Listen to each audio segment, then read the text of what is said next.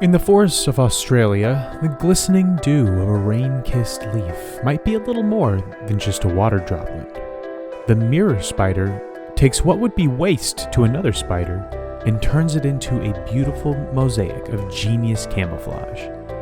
Taking a few notes out of the Cephalopod's Declassified Wild Survival Guide, this little spider shines bright like a diamond, which is sometimes the way to survive here in life, death, and taxonomy.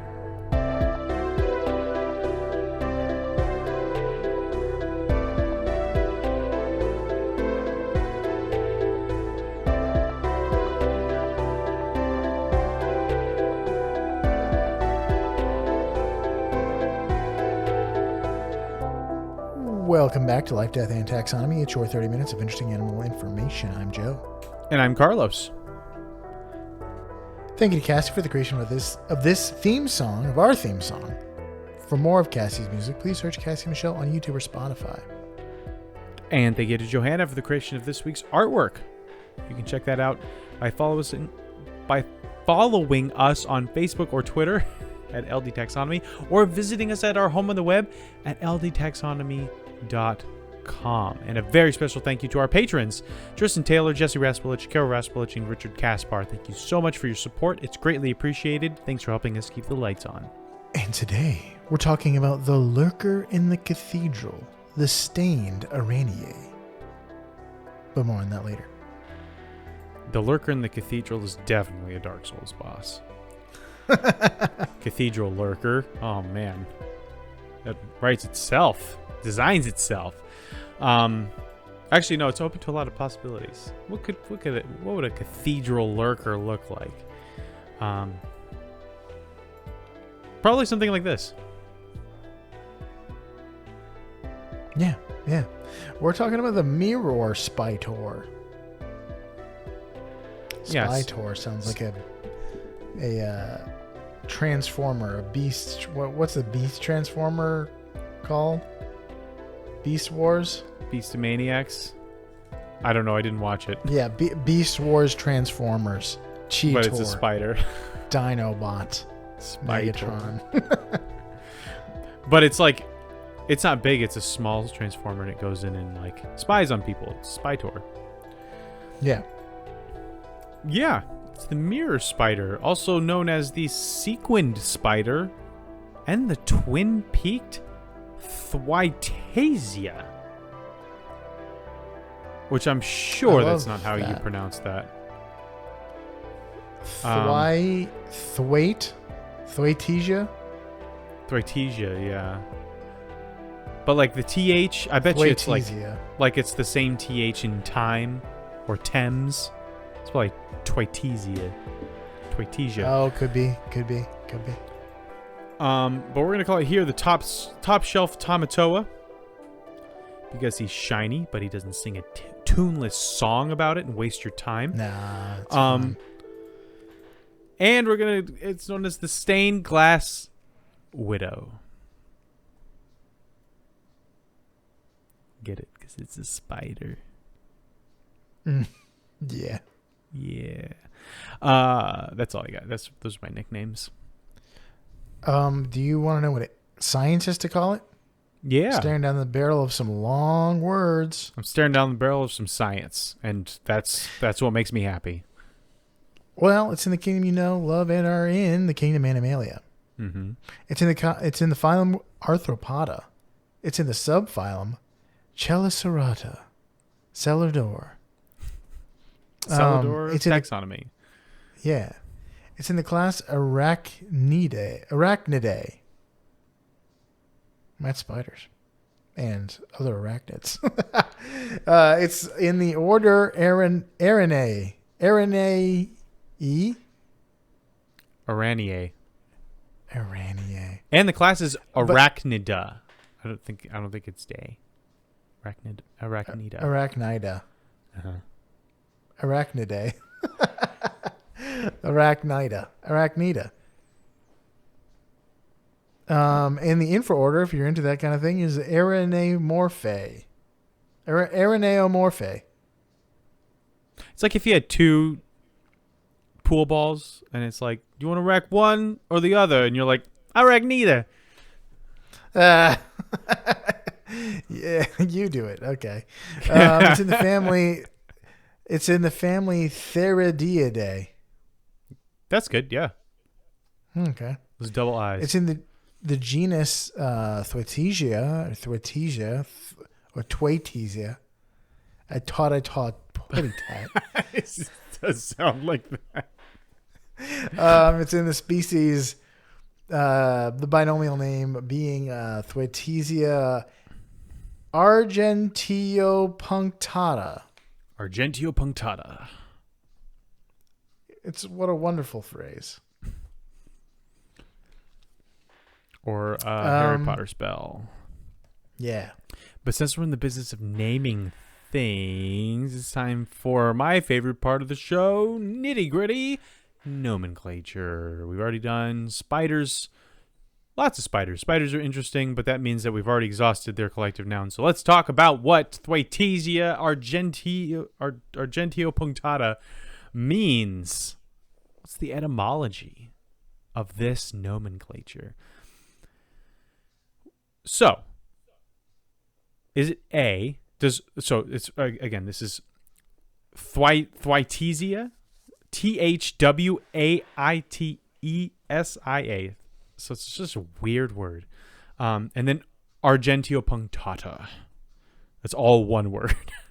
Does that mean spectral reflective spear? A. B. Punctual shield ghost. C. Argentinian mirror. Or D. Silver speckled meadow. Argentine.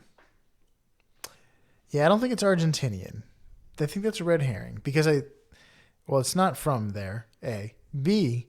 I think maybe they have the same, like maybe Argentina is named like a meadowland or something like that. I'm going to go with the last one, meadow. And I might be doing the thing that toddlers do when you give them a list of options and they say the last one. Because it's the last one, the only one they remember. But I'm going with the meadow one. Oh my gosh, my son does that all the time. Especially when he's like, when he's done eating and I'm like, do you want more or are you all done? And he always says whatever I say last. So is all done? And then just to be sure, I'm like, are you all done or do you want more? And he's like, more. It's like, darn it, we're not communicating at all. What we have here is a failure to communicate. You are correct. The answer is D, silver speckled meadow. Thwaitesia is Old Norse for a cleared land, a field or a meadow. And then argentum is Latin for silver. And then punctata is like black dots and holes and things like that. So silver speckled meadow. I think we've heard punctata before, maybe with the frog. Oh, that oh man, now I feel bad not remembering it. The frog that like holds its eggs in its back. The worst frog. Well, last week we did Suriname toad. Yeah, the Suriname toad. Last week we did what I would vote as probably best frog. That one I would vote as worst frog for sure. It's not the punctata. I don't know what the punctata was, but I've heard that before. But if I had to name it something Latin, I'd probably put punctata in there for sure. But nobody asked me, and also I don't speak Latin. So there's lots of obstacles to me being in the like naming taxonomy games. I'm just here to read it. I just looked up Suriname toad and oh no, what the heck? I typed in tryptophobe frog and Google Search Console is giving me stats for our website for this term. Nice. You must have put tryptophobia in the article, and now we're ranking for it, getting that sweet organic organic search traffic. Why I don't see it. I don't see that we're ranking for it. It's just giving me the info. I didn't know I could do this. Anyway, do you want to know what it looks like? I already know what it looks like, but you might as well explain it to these fine ladies and gentlemen. The mirror spider is a small spider with a big abdomen and a small thorax. You know the type. The big caboosed spiders. In terms of, you can picture. They're all the same. They have proportionally longer legs, and their legs are translucent, like a cream-colored translucence with brown joints. So, like, they have a different color, like darker joints, kind of like a golden orb weaver, but smaller. And they also have no striking features that we'll talk about at any length and by any means. That's right. And I have written in parentheses, this is a lie. Just so I wouldn't forget. I'm glad you remembered what was a lie. But I said it was small. Do you want to know how small it is? Sure. Welcome to the Beloved Measure Up segment, the official listener's favorite part of the show. The part of the show when we present the animal size and dimensions in relatable terms through a quiz that's fun for the entire family. It's also part of the show that's introduced by you when you send in an audio of yourself saying, singing, or chittering the words measure up into ldtaxonomy@gmail.com. We don't have a new measure up intro this week. That's not true. We don't? We do? We do. Good, because we do. Oh, yeah. And I'm so glad because I didn't prepare a list of fake animals or real animals that are not the one that we were going to listen to.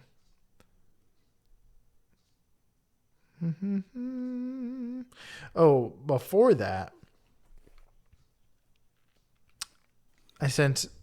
we talked about Nora sent us poodle information that we talked about in the it was a very long email, so I didn't want to miss it, but I also didn't want to use it for the main show, so we used it in the warm up on Patreon.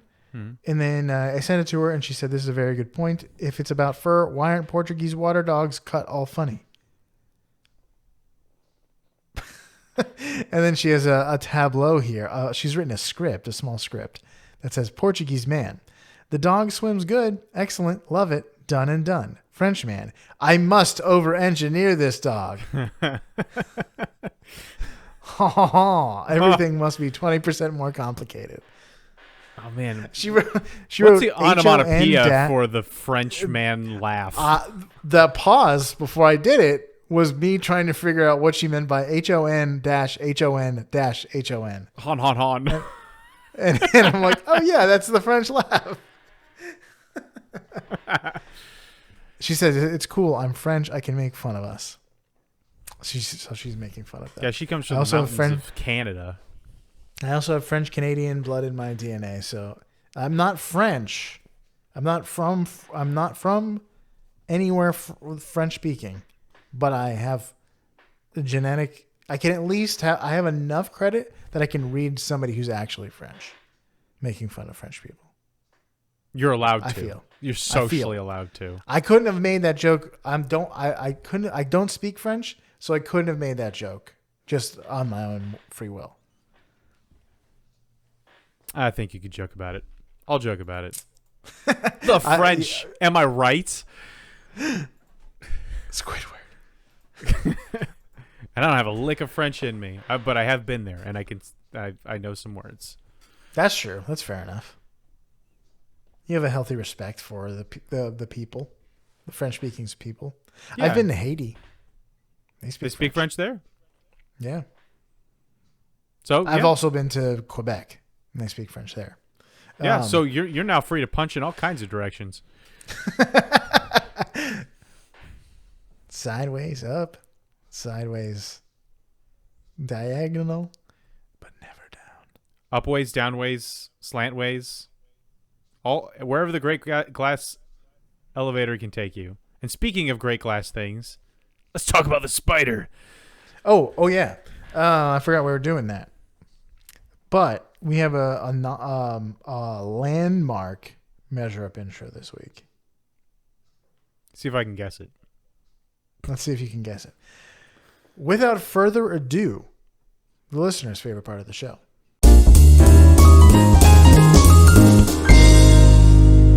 Can you say measure up? Measure up. Nice. I know You that seem voice. surprised. He never said it Nice. before. I've never asked him to say it before until I. So you were recording like that was the dress rehearsal. That was a live performance. Yeah, he's in the stage where he says anything that I tell him to say. So, and that ended up actually like being pretty clear. I thought about making this big joke, and like he says measure up, and I'm like, that's not even close. But he was actually pretty darn. He said it, so I was like, well, nice. I thought he was gonna be like measure or something like that, and then I would have been like, oh, that's not even close, and he doesn't understand me, so he wouldn't have, his feelings wouldn't have been hurt. But you couldn't have. The tone alone, you need to give him a carrot after doing a good job. He would have thrown that carrot on the ground. A metaphor, carrots are a yogurt gross. pouch or whatever. Yes, whatever there we the kid go. Yogurt pouch, Ritz cracker. I don't need to. All I need to do is just say this, and he'll give it his best shot. Say helicopter, hadu dadu. Done deal. We're good. Okay. That was Mason, by the way. Thank you to Mason. My eldest son. What do the numbers mean, Mason? They mean this is a small spider. They sure do. Let's talk about the smallness of the numbers. Let's talk about female length. The females are larger. So they're 4 millimeters or 0.16 inches because inches are too big. How many female spiders go into the diameter of an Oreo cookie? Oh, this is something I can work with. Something I'm very familiar with. So here's a hint. Oreos were developed by the National Biscuit Company. Do you know what the National Biscuit Company is called today? Nabisco. Yeah, isn't that fun? I did not think about that, but it makes perfect sense. Yeah. They were first developed in 1912. The same year, mind you. You know what else was developed the same year? 1912? The Treaty of Versailles? No, the tow truck. No, wait. That might be No, that was 1916. That was 1915 or 16? Yes. Okay, never mind.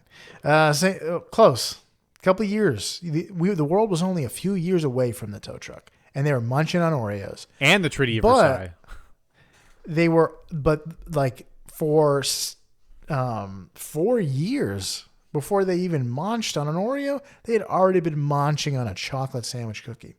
Oreos were nearly direct copycats of the Hydrox, a cookie developed by I've seen it called Sunshine Baking Company, but also just Sunshine Biscuits.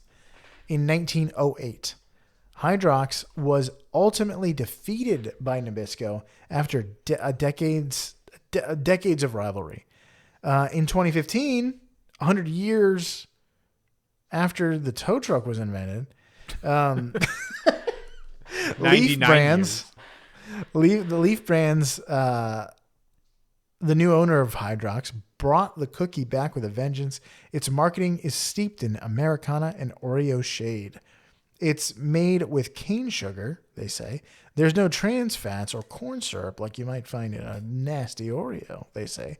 And Hydrox is proudly made in the United States of America, something that they wanted to point out after Donald Trump had pointed out that Oreo cookies are made in Mexico. See, here's the big problem. It's called a Hydrox. Yes. It sounds... hydrogen and oxygen. It sounds like a pill you take. It sounds like An Wait, opioid. isn't the little like cousin of an elephant, the little rodent like cousin of an elephant called an hydrox? I think it's a Hinox. Oh, maybe, yeah. But it's hydrogen and oxygen. Oh, Hyrax. That's what it's called. Hyrax. Hyrax, that's right. They wanted you to know that it was a pure product, so that made with hydrogen and oxygen, I guess, somehow. I feel like it's going to taste like hydrogen peroxide. I feel like I'm just about to have a cookie that tastes like bubbles. What it actually tastes like is this little bit darker chocolate and a little bit less cream filling. Oh, it's also a little bit crunchier. All of those things I don't like. So Oreo cookie, they did a good job of marketing, like made with more of the sweet cream you love. And also nowadays it's Milk's favorite cookie. Hydrox doesn't take to milk as readily as an Oreo. But you know what that means. Hydrox is great for crushing into ice cream because it won't dissolve into like a spongy mess. It'll have that crunch. And Hydrox is in certain ice cream brands in their cookies and cream. I feel like I'm being poisoned. I had Hydrox as a kid. They were, my grandma had Hydrox, and I remember them being pretty good. I feel like if you just look at Hydrox and you're like, that's a pretty good cookie. If we just put a little bit more cream in there and called it literally anything other than Hydrox, we could probably destroy this company. And they did. Yeah. Well, briefly, Keebler owned Hydrox, and they renamed it to like Droxies, which is like that sounds like the street name for the drug. Yeah. Hydrox is like the official like name, but you're doing like, you got any Droxies? I mean, they're called Oxys. They should have just called it Hyrax and had a little Hyrax mascot. Yeah, like Buc-ee's, but way more obscure. Anyway, I think we've been talking about cookies for way too long. I think an Oreo is, I think 1.5 inches across. 2 inches might be too much, but that might make it a little bit easier. I'm going to say 2 inches and call it 12.5 mirror spiders fit across the diameter of an Oreo. That's a pretty good guess. It's a pretty good guess. Let me do some crunching of the numbers. Let's see if you got a nursing school victory. You haven't crunched these numbers? You crunch a Hyrax or Hydrox or whatever, Yeah. but not these numbers? I did a deep dive into the Hydrox rivalry with Oreo, and I forgot to crunch the numbers. But the correct answer Crunch the cookies, not is the numbers. 11 spiders. So That is a nursing school victory. Pretty close. Yeah. Whoa! You can eat 11 spiders long cookie. I kind of want to eat a Hydrox. I want to relive the glory days of Hydrox. I feel bad for them. I feel like I would just eat. I feel like it would just be feel like eating a diet Oreo, and that's not something I want in my life. Well, it's chocolatier. It's dark chocolatier though. Well, not bitter, dark chocolate necessarily. and there's It's less darker. stuff. It's not called stuff with one F over there. It's just cream. They're not. It's double stuffed Oreos. There's stuff in there. That's it's what it is. not stuffed. It's double stuff Oreos. Yeah, so there was one stuff, and now there is two stuff. and it's objectively better than the one with just the one stuff. I do think I think two stuff is better than one stuff for sure. But honestly, that's what I'm here for is the stuff. But anything more than double stuff, that's too much stuff.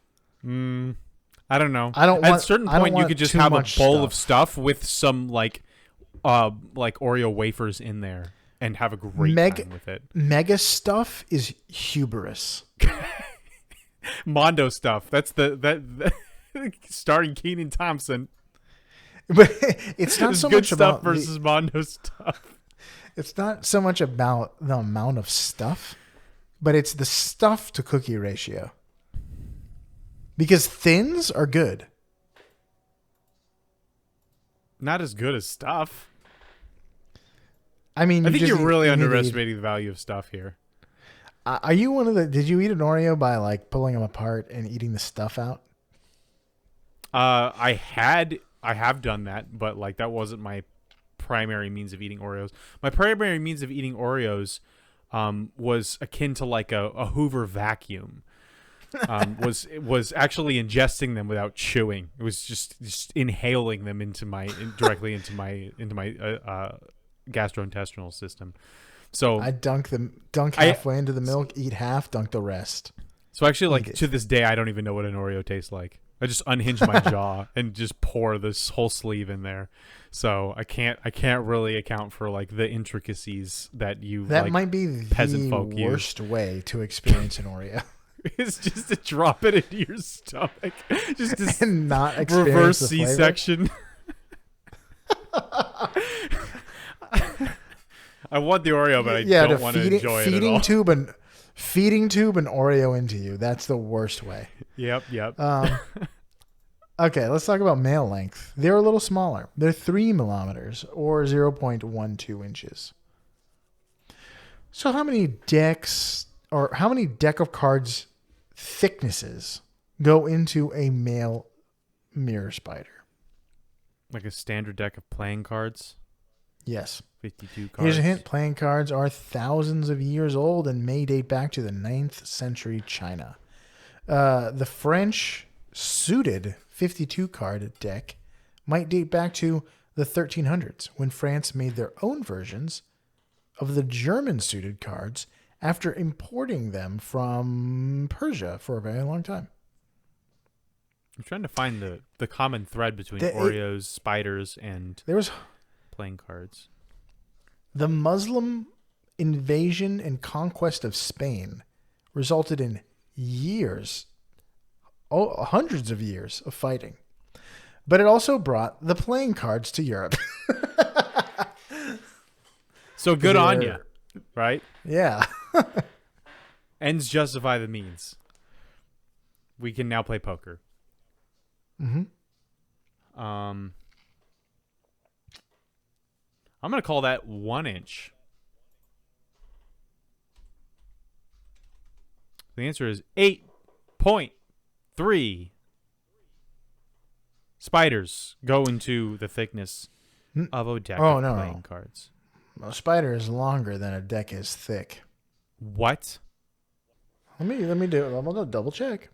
Typical playing card dimensions. Standard playing card decks are 2.5 inches. Yeah. Oh, wow. I was wrong. Wait, the answer is 16. 2.5 inches by 3.5 inches. That's not the thickness. Oh, not the thickness, yeah. And between blank and blank millimeters thick. It seemed, you're right. It does seem like it may be talking about the thickness of a card. Yeah. Hold on now. I got another. I'm happy to do that one though. How many cards? Okay. Wait. I got some better intel. In either case, I think that 8.4 cards go into the length of the spider, or 8.3 spiders go into the thickness of the deck in its entirety. So either way, my answer is we'll call it 8.4. Final answer? Yes. The correct answer is 6.35 cards. Spiders. So we are doing the thickness of the whole deck. Yeah, so a deck of cards may be as much as 1905 millimeters thick. Oh my god. Which is what? 19.5 meters. This is just a 60-foot deck of cards. I should have looked at the biggest deck. That'll be later. Yeah. It's a 3/4 of an inch. All right, now we got it. We did it. We figured it out. Well, I am bamboozled. Can we talk about the spider? Yeah. You want to know some fast facts about the spider? Yes. The mirror spider lives in Australia. It's most commonly found in leaves, trees, and bushes. Leaves, trees, and automobiles. They eat small insects.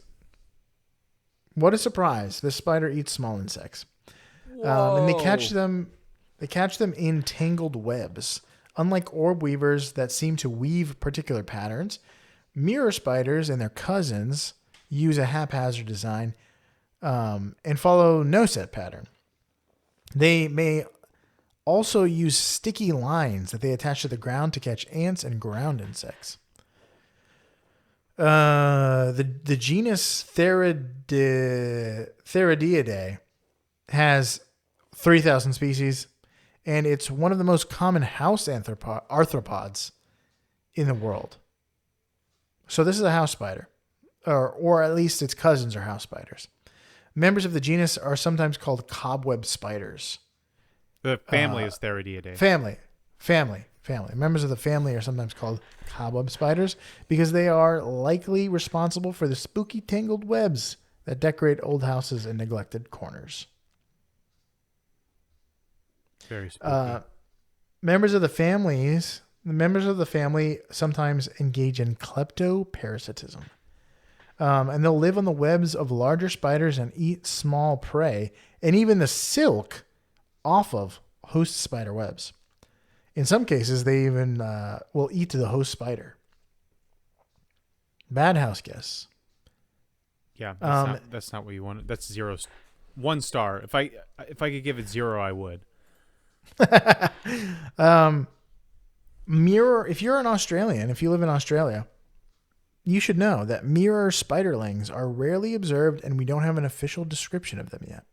So if you see a mirror spiderling, take a picture of it. Considering how small the adults are, with a pretty macro hard lens, to find a spiderling, and then it would be tough to tell if it was a mirror spiderling. That's hard to say. If it's at the park and a mirror spider is sitting on the bench, then it might be a mirror spiderling.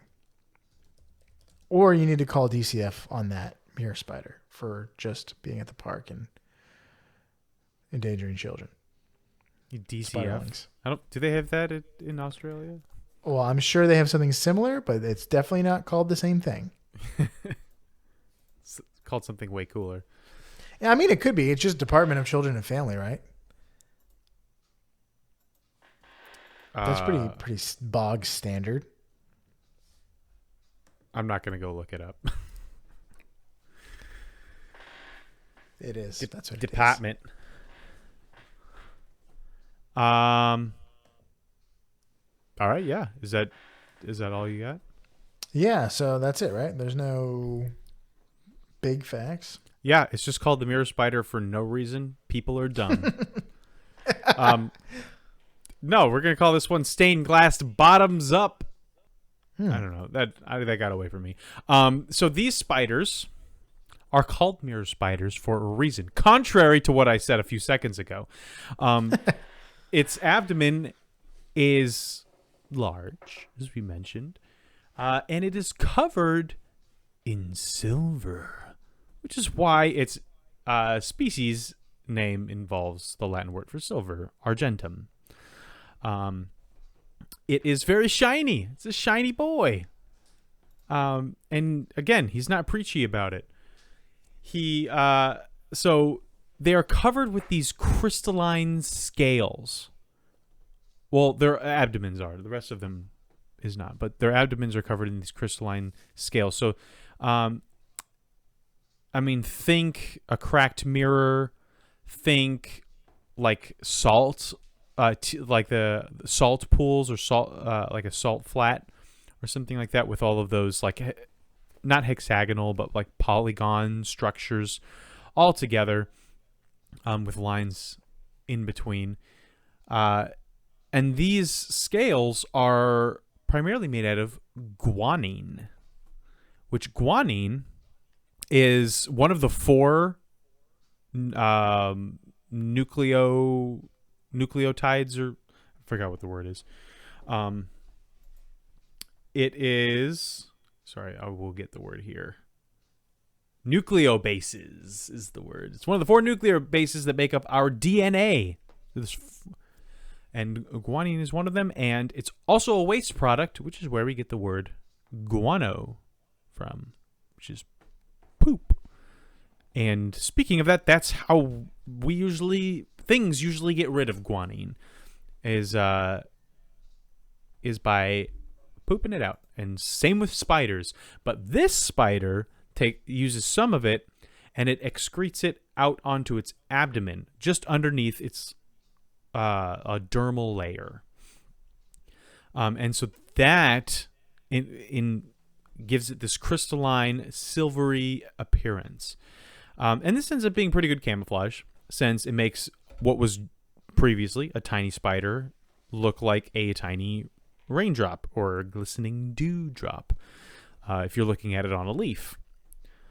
So, but the main thing that they can do is change their coloring. So this is a spider that can actually change colors, similar to the way an octopus changes colors. So they have these scales, and these the scales have lines in between them, and these lines aren't nothing; they're actually muscles. They can contract these muscles, which will shrink the size of the individual scales and change the color of the spider's abdomen altogether, or they can relax these muscles and expand these silvery scales to make it look like the entire abdomen is just coated in armored silver. So it can do any combination of this. It can create patterns, and it's all based on how threatened they feel. So like huge scales when they're on Twitter, it's really bad. Just they're this all silvery. But when they're at home watching Lord of the Rings, sipping some hot cocoa, those scales are just way down. No need for your armor there, unless you're in Lord of the Rings, in which case there are orcs around and you're definitely going to need some armor. But this is a lot like how chromatophores work in cephalopods. We've talked about chromatophores. In fact, in our very first episode of this show, the Humboldt squid, which we keep referencing the first episode, but the Humboldt squid's a cool animal, and it's all connected. But the way that chromatophores work is that you have certain cells that have a certain pigment, and the squid can expand those cells, make them bigger, and when enough of those cells are expanded, it changes the overall hue of the animal altogether. But it's not actually removing any color. It's just making certain cells with certain pigment bigger and other ones smaller. And that's what the spider does here, to be more silver or more green and red and the other colors that it has. Australian zoologists actually like the mirror spider because it's a pretty looking spider. It looks like a stained glass window. And they like it because they're sick and tired of people thinking that Australia has the most dangerous everything. I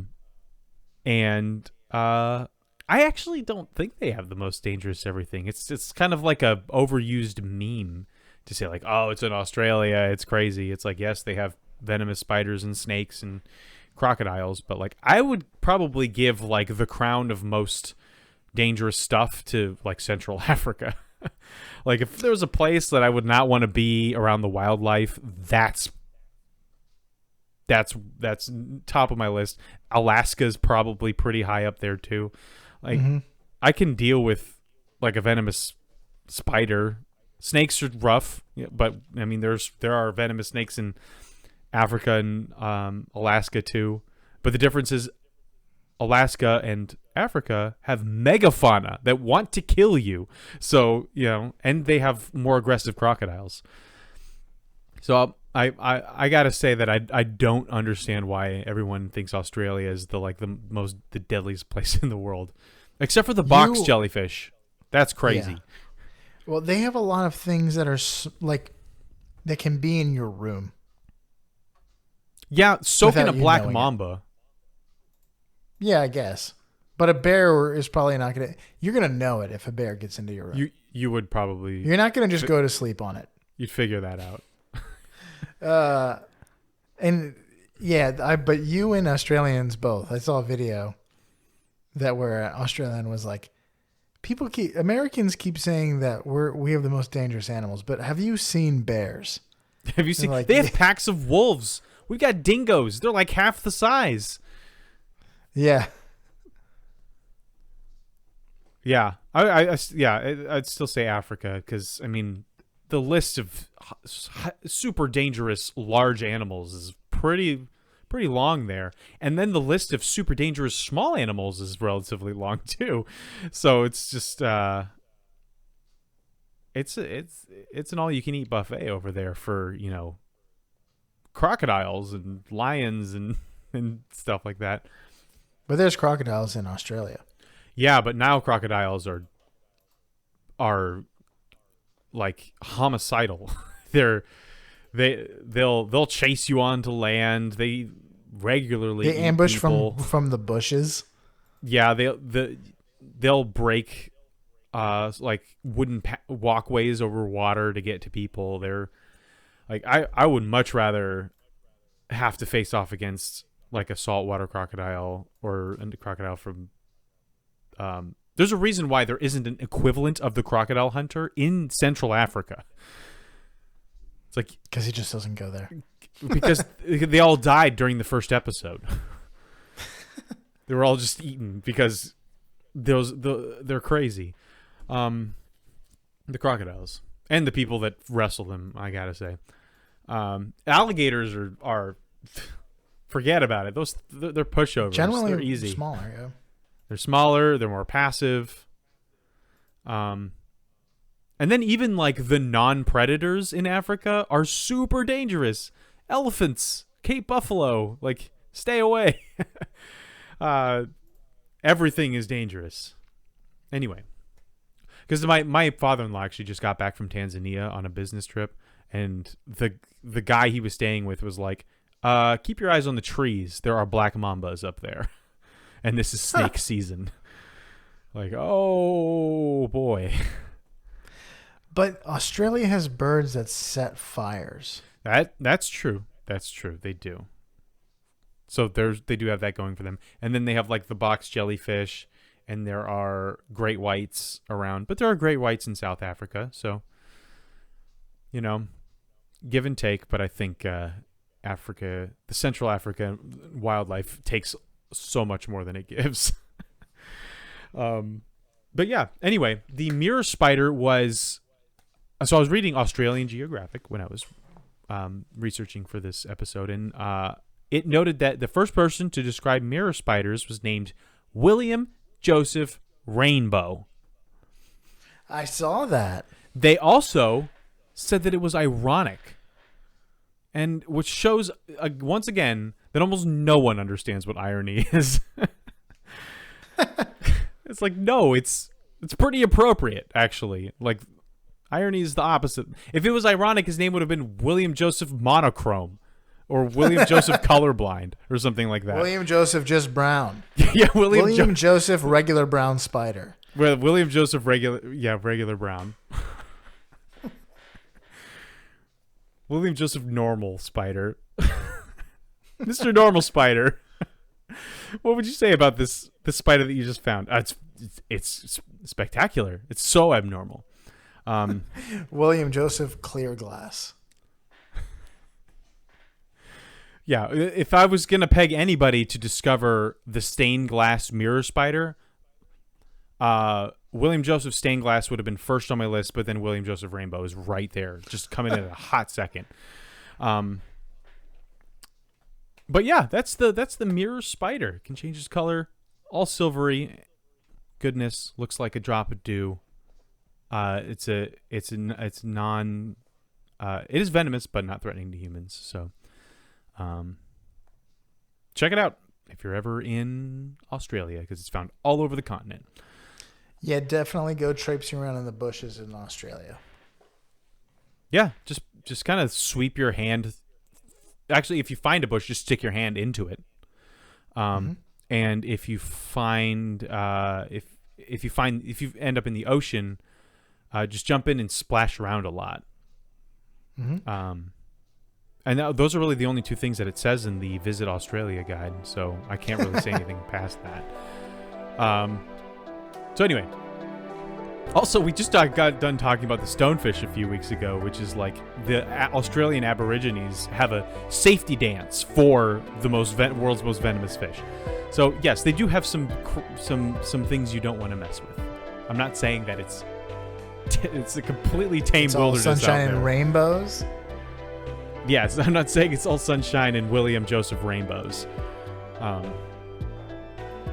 But I would rather be lost in the Australian wilderness than in the Serengeti any day of the week. So for you out there in Podcastia, that was the mirror spider. Stay beautiful.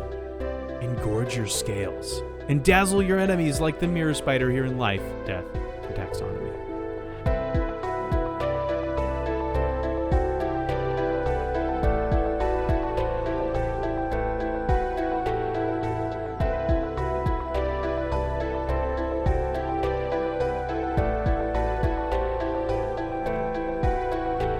Hey Taxonomy Titans, I just want to remind you that we now have a Patreon. Patrons can see full video episodes and get shoutouts on the show.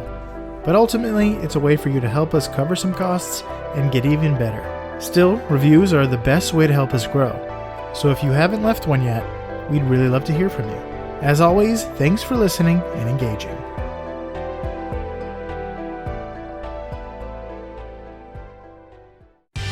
Life, Death, and Taxonomy is my favorite in the world podcast. Cool. That's a long episode. I think we need to cut out all of the measure up